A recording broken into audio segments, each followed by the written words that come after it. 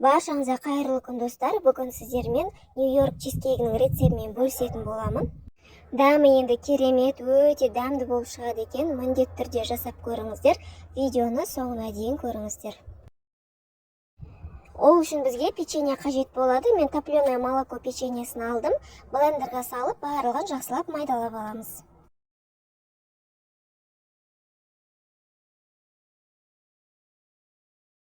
Видеода көріп тұрғандарыңыздай печеньенің барлығын осылай ұн сияқты майдалап аламыз. Одан кейін табаға май ештеңе жақпай, кішкене грек жаңғағын салып, отқа шамалы қуырып аламыз. Жаңғақты қуырып болған соң блендермен майдалап аламын. Жаңғақ міндетті емес, бірақ чизкейкке өзінше әдемі дәм беріп тұрады.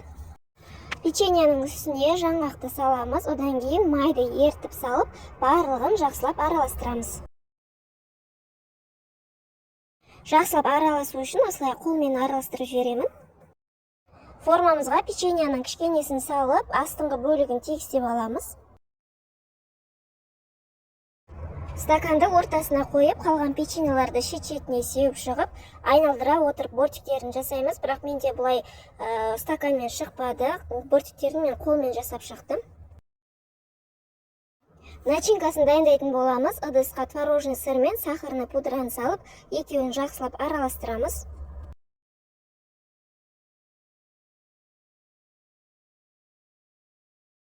Сосын 20% қаймақты саламыз. Сливкиді құямыз. Сливкидің пайызы 30%-дан жоғары болуы керек. 2 жұмыртқаны жарып салып, барлығын жақсылап араластырамыз.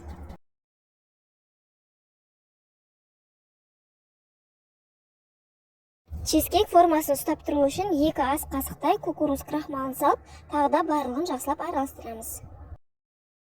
Начинканы формаға құйып, чизкейкті алдын ала қызған пеште 180 градуста 30 минут, одан кейін 150 градуста 30 минут пісіріп аламыз.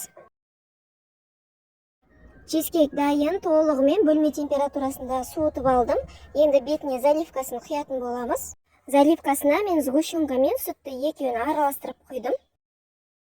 Кесіп дастарханға ұсына берсек болады. Өте дәмді әрі жұп-жұмсақ болып шығады екен. Жасалу жолы да оп-оңай, ешқандай қиындығы жоқ, әрі жылдам дайындалады. Міндетті түрде жасап көріңіздер, сіздерге де ұнайды деген ойдамын. Видеом сіздерге ұнаса, пайдалы болса, лайк басып, пікір қалдыра кетіңіздер. Сіздердің әр жазған пікірлеріңіз бұл арнамның дамуына үлкен үлесін қосады. Назарларыңызға рахмет, арнама тіркелуді ұмытпаңыздар.